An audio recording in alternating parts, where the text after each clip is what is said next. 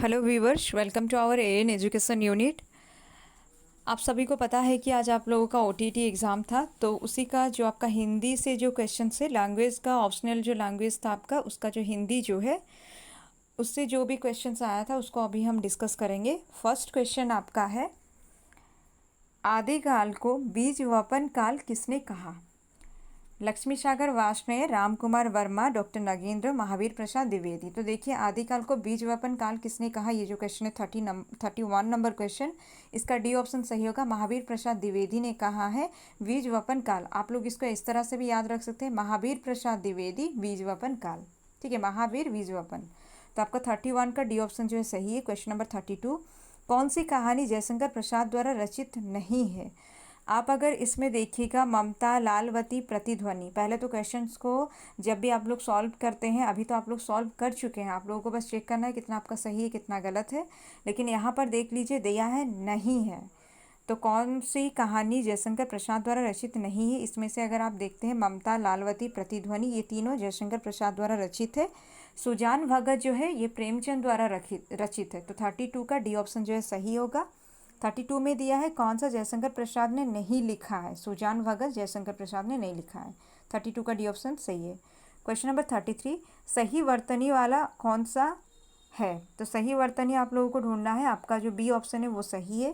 Question number 34, उड़ान शब्द में कौन सा प्रत्यय प्रयोग हुआ है? तो उड़ान देखिए 34 नंबर क्वेश्चन अगर आप देखिएगा तो 34 का आपका ए ऑप्शन सही होगा। आओ, आओ ना, आन, ये तीनों अगर आना, ठीक है, आन होगा, बट यहाँ पर देखिए और तीन ऑप्शन अगर बी सी डी देखिएगा, बी में आओ दिया है, आओ ना, सी में दिया है, डी में आना दिया है। ये तीनों थोड़ा सा अगर अपना मतलब आप अगर बस सोच लीजिएगा, समझ जाइएगा क्या यहाँ पर ऑप्शंस में दिया है, तो सोच कर ही आपको समझ में आ जाएगा कि आपका 34 का ए ऑप्शन सही होगा।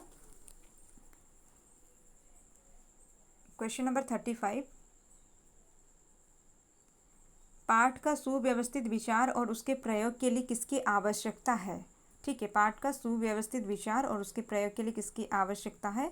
35 नंबर क्वेश्चन अगर आप देखिएगा, 35 का जो सही ऑप्शन हो जाएगा आपका, यहाँ पर दिया है मूल्यांकन, पाठ योजना, शिक्षक का पाठदान, बच्चों का सहयोग। तो इसमें आपका हो जाएगा पाठ का सुव्यवस्थित विचार और उसके प्रयोग के लिए किसकी आवश्यकता है? यहाँ पर ए ऑप्शन सही होगा, पाठ योजना। क्वेश्चन नंबर 36, पाठ योजना किस रूप में होना अनिवार्य है?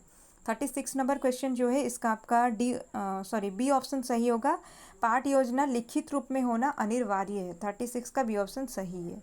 क्वेश्चन नंबर 37, हिंदी को राजभाषा कब घोषित किया गया?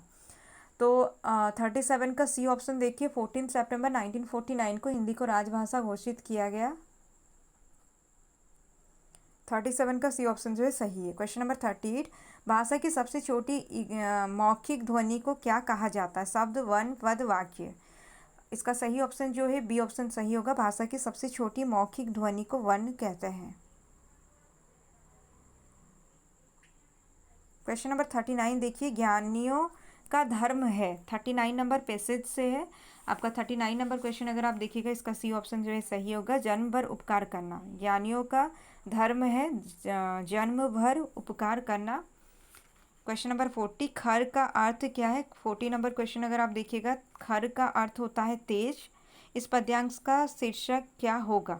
ठीक है, ये जो आपका दिया है, इस पद्यांश का शीर्षक क्या होगा? 41 नंबर क्वेश्चन जो है, इसमें अगर आप देखिएगा, इसमें गंगा की महिमा, परोपकार, समुद्र के वैभव की निरर्थकता, ज्ञान की महिमा। तो ये तो कंफ्यूजिंग क्वेश्चन है,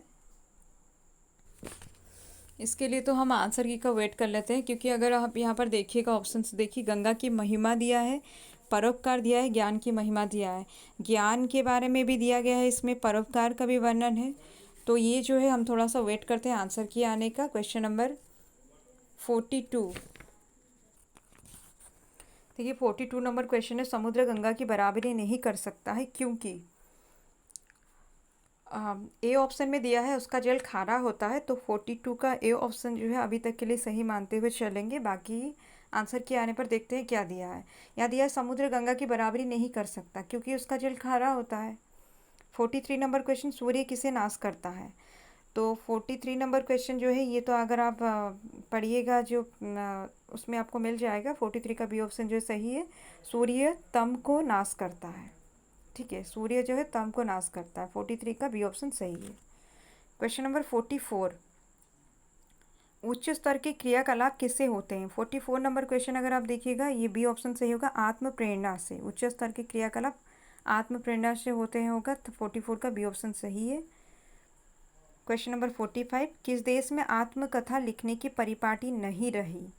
45 नंबर क्वेश्चन अगर आप देखिएगा इसका ए ऑप्शन सही होगा, भारतवर्ष में। क्वेश्चन नंबर 46, साहित्य को क्या माना गया है? क्वेश्चन नंबर 46 अगर आप देखिएगा 46 का सी ऑप्शन सही होगा, कठिन तपस्या और महान यज्ञ माना गया है साहित्य को। 46 का सी ऑप्शन सही है। क्वेश्चन नंबर 47, उच्च साहित्य की भावभूमि क्या है? 47 नंबर क्वेश्चन अगर आप देखिएगा इसका डी ऑप्शन सही होगा, जहाँ व्यक्तित्व के कोई स्वतंत्र विषय नहीं रह जाते। उच्च साहित्य की भावभूमि क्या है जो पूछा गया है, तो इसका आंसर आपका होगा जहाँ व्यक्तित्व के कोई स्वतंत्र विषय नहीं रह जाते। डी ऑप्शन सही है। क्वेश्चन नंबर 48, हिंदी में किस विधा को पाखंड कहा गया है? 48 नंबर क्वेश्चन अगर आप देखिएगा 48 का सी ऑप्शन सही होगा, आत्मकथा को। 48 का सी ऑप्शन सही है, आत्मकथा को जो है पाखंड कहा गया है। क्वेश्चन नंबर 49, सही पर्यायवाची शब्द चुनिए। यहाँ दिया है गुप्तचर दिया है, उसका पर्याय जो है उसको आपको ढूंढना है, तो आपका डी ऑप्शन सही होगा, जासूस। क्वेश्चन नंबर 50, सही विलोम शब्द अंबर जो है यानी कि आसमान, उसका विलोम हो जाएगा आपका धरा। 50 का सी ऑप्शन सही है। क्वेश्चन नंबर 51, यहीं पर अगर सही विलोम दिया है, अगर पर्याय होता तो अंबर का धरा भी होता, नभ भी होता, सॉरी व्योम भी होता, नभ भी होता। 50 का अगर यहाँ पर विलोम की जगह पर अंबर का पर्याय क्वेश्चन होता तो व्योम और नभ दोनों होता, लेकिन यहाँ पर अंबर का दिया गया है। यहाँ पर जो क्वेश्चन दिया है 50 नंबर क्वेश्चन, उसके अकॉर्डिंग अगर आप देखिएगा सी ऑप्शन आपका सही होगा। 50 का सी ऑप्शन सही है। क्वेश्चन नंबर 51, इनमें से कौन सी भाषा मध्यकालीन भारतीय आर्य भाषा है? तो यहाँ पर मध्यकालीन भारतीय आर्य भाषा मांग क्वेश्चन दिया है, तो 51 का ए ऑप्शन सही होगा, प्राकृत होगा। 51 का ए ऑप्शन सही है। क्वेश्चन नंबर 52, हिंदी भाषा का जन्म किस भाषा से माना जाता है? 52 नंबर क्वेश्चन अगर आप देखिएगा ये संस्कृत होगा। 52 का ए ऑप्शन सही है। क्वेश्चन नंबर 53, हिंदी वर्णमाला में स्वर वर्णों की संख्या ये 11 होगा। सी ऑप्शन सही है। निम्नलिखित में से कौन सा वर्ण प वर्ग में नहीं आता? प वर्ग में अगर आप देखिएगा ट नहीं आएगा। 54 का सी ऑप्शन जो है सही है। क्वेश्चन नंबर 55, शिक्षण कार्य के अंत में पाठ योजना का कौन सा बिंदु अनिवार्य है?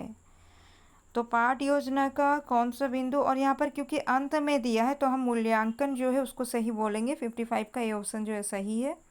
क्वेश्चन नंबर 56, भारत में सबसे अधिक बोली जाने वाली भाषा कौन सी है? तो ये हिंदी यानी कि डी ऑप्शन सही है। क्वेश्चन नंबर 57, निर्वास शब्द में उपसर्ग क्या है? यहाँ पर देखिए कुछ जगह पर निहि भी दिया है, कुछ जगह पर निर भी दिया है। तो 57 जो है, जो भी अभी तो मैं निर ही बोलूँगी सही, बाकी जो है जो आंसर की में जो आएगा वही हमारा सही होगा, क्योंकि कुछ जगह पर निहि दिया लेकिन ज़्यादा निर दिया है। क्वेश्चन नंबर 58, नीचे दिए गए मुहावरे का सही अर्थ विकल्पों में से चुनिए। घर में नहीं दाने, बीबी चली भुनाने।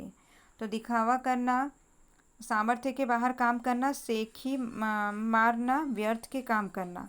तो अगर 58 नंबर क्वेश्चन देखिएगा, सामर्थ्य के बाहर काम करना जो है सही है। 58 का बी ऑप्शन सही है।